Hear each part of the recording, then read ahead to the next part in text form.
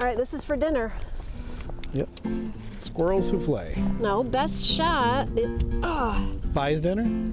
No, worst shot buys dinner. How's that? All right, fair enough. The white spot under the neck. Ready? 1, 2, 3. I hit the tree again. Maybe it's because I'm standing behind it. That would be... Oh, gosh. So there's a list of archery excuses that you can put on t-shirts. That was one of them. You've named them all off already. Uh-huh. How about the white spot under the chin? I just got the bullseye. You missed the whole thing completely. It's because I can't feel my fingers. Well, dinner will be good. Right over his back. You spined him. Okay. That's right. The good news is that you're getting the arrows. No, bullseye again. They're hanging off the apple tree. Ready? Center of it. Got it. Moving target. Nice, grasshopper. We're good.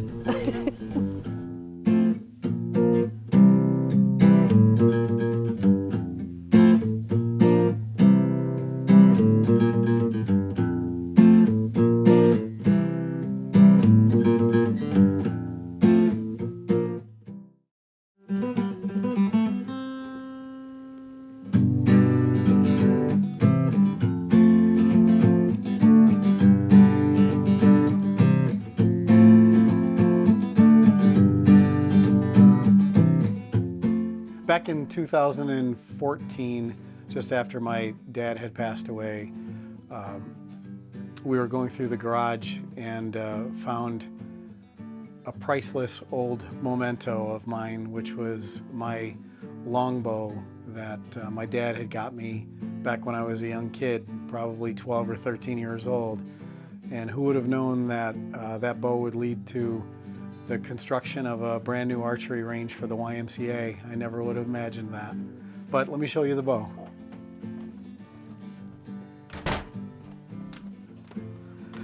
So we rescued the bow from the garage at my dad's house and brought it here.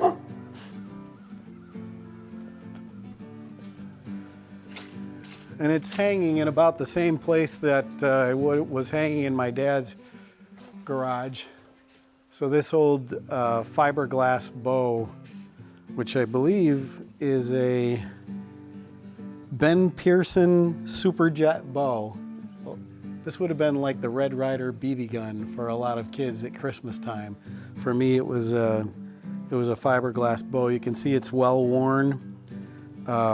It's been through an awful lot of stuff. There's some paint chips on it, and the only thing I did was have a new string put on it because the old one had dry rotted and it was in bad shape. But this bow has led to an awful lot of things. So now I make arrows. These are a couple of arrows that I made. These are just wooden dowels with field points on them. And these are turkey feathers that make the fletchings for an arrow.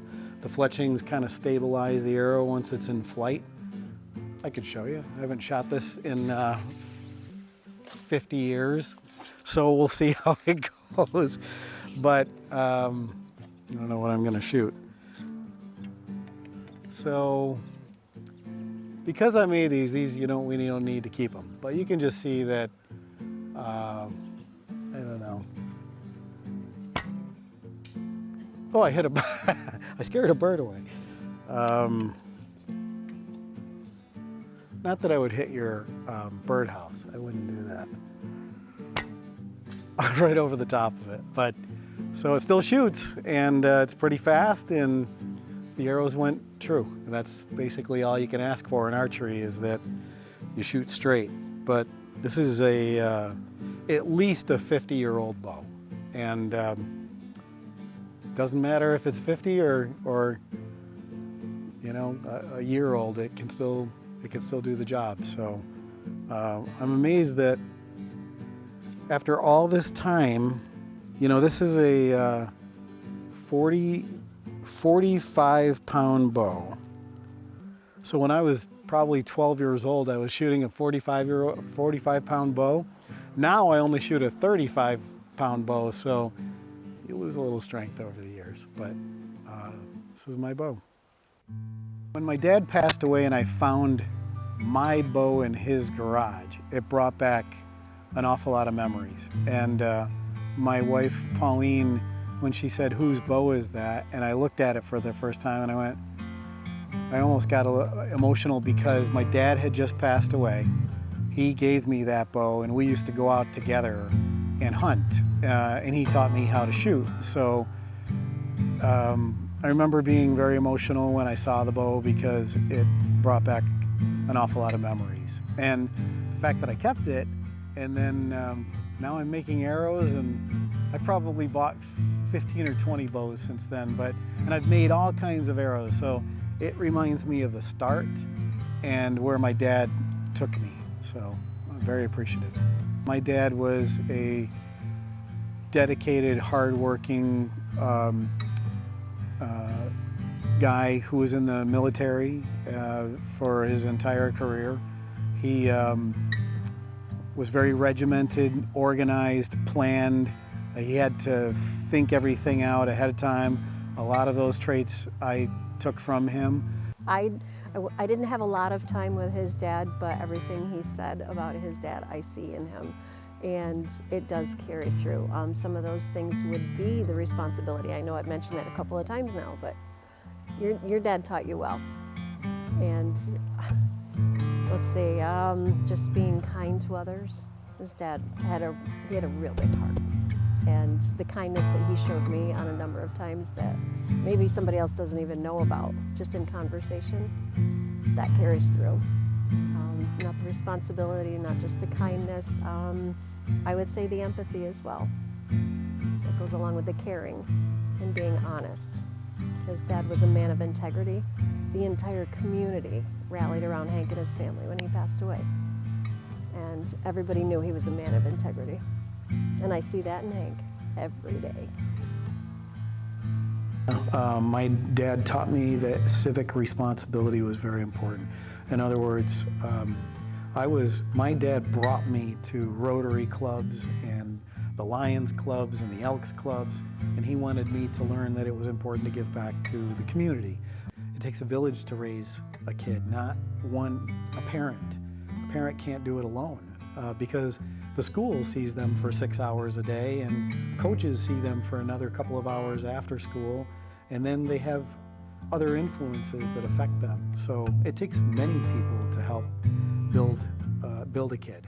So in our case, at the Y, we have, I call it the privilege to be able to serve kids, especially in a world where it's difficult. You know, a lot of kids are on video games and they have a lot of screen time. They're focused on that kind of activity. Our goal is to get them out of that and have them more physically active, mentally engaged, and emotionally connected. When I became a professional after high school, and I went away to college and then worked in the professional world, and then I've worked for the YMCA for 30 years. So it was one of those things where you don't have a lot of time to do things that you used to do and that you really love. In a job like being a CEO, you have meetings in the evenings and weekends and nights, and there's events and all kinds of programs throughout the year. So there hasn't been this dedicated period of time that I can spend on archery. But that was one of the reasons we could weave it into my job, is to provide those opportunities for kids, that the same ones that I had. So archery means an awful lot to me. It's one of those things that matters very much.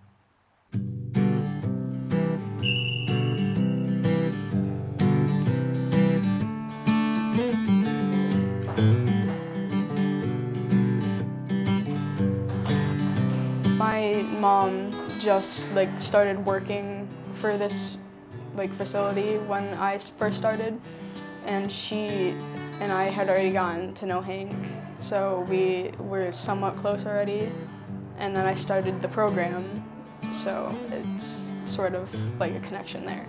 We have a close connection, and I feel like he would say the same, and I think we understand each other fairly well, and he's really supportive and kind to me, and he says that if he were to have a daughter, he'd want me to be his daughter, which his words, not mine, don't quote me on this. And he has just been like, he says he can like feel what I feel sometimes, and like that he really understands me, and I think he does. So I feel like they've brought me out of my shell a lot more because I was a very shy kid. So I feel like they've really just opened a new me. The one I love the most about archery is meeting new people and meeting friends. Hank and Pauline, they mean a lot to me because they coached me over the years of being in archery. They had a lot of impact. My first tournament I went to, they just were very nice to me. They gave me arrows, that bow I have, they bought it for me. They've had such an impact on me, like even my school, because I'm not a very focused person. I have dyslexia, so it's kind of hard to focus on and off. So I used to not be the best at school, but after I started doing archery, it really focused me and I got my grades up, and it was like I started doing archery and I was doing really good at school, and it's just focus and be relaxed. They're kind of like best friends almost. They're like, I look up to them in a sort of way. Like they're very wise and they know a lot of stuff about archery, and I just look up to them and they're like my best friends. Being able to see Hank so happy with what he's accomplished, I am so proud of him. We get the privilege of having so many new friends that we're making come into the program and watch their children grow and turn into better little humans. I mean, that's just a highlight for me. Watching them start to care for each other, watching them learn a little more respect, responsibility. That's huge for me. For many, many years now, I have been in an administrative role. But prior to being an administrator, I was a coach. I coached Little League, I coached basketball, I coached Special Olympics. I've been a coach my whole young adult life. So now to come back to working directly with kids was the whole reason I wanted to become a CEO anyways. You know, there was always this, somebody will always say to you, would you rather help a group of kids and change their lives? Or would you rather create programs for 1,000 kids that can change their lives? I'm not sure which one is better, but I like them both. Can't let a little snow bother you. Any day shooting is better than a day not, right? I like how you think, Mr. Leo. All right, aim for the deer. I got it. I knocked your arrow off. No, you did not. Come on. You hit a pear. All right, I hit a pear. All right, aim for the throat. That was a branch. I'm not sure what I got. How about the deer's throat? There's a white patch. Right there. Not like going for the jugular. Oh, gosh. Right there? If you were starving in the woods and this was all you could do to get your dinner. I would find a Hot Pocket with a squirrel in it. Oh, no. Oh. I got you again. No, I hit the tree. You hit the tree. I don't have any Go more ahead, arrows. take one of mine. I'll take one. Oh, that's the big, fat, chunky ones. Those are used for cheating. That's why you want it. Just like me. Big, fat, and chunky. I hit the tree again. You're breaking my arrows. No, I'm not. They're fine. Oh, all right. Hit the bullseye on the target that's hanging. Ready? Get your bow in my way. I don't want to hurt you. Right there. I got it. We both got it. That was awesome. Nice. Let's go get them.